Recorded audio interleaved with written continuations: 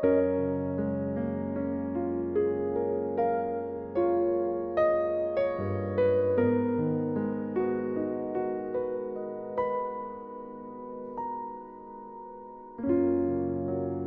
ยงเพลงและบรรยากาศที่วุ่นวายแต่ตอนนี้นั้นมีแค่เราเรื่องราวมากมายหลายอย่างของเธออยากจะเรียนรู้ให้เข้าใจ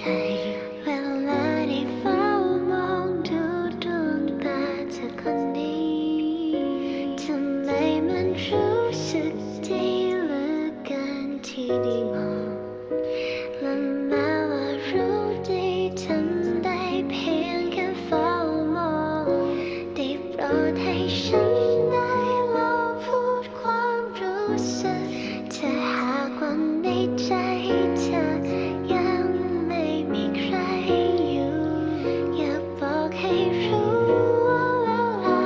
ได้สบตาเธอ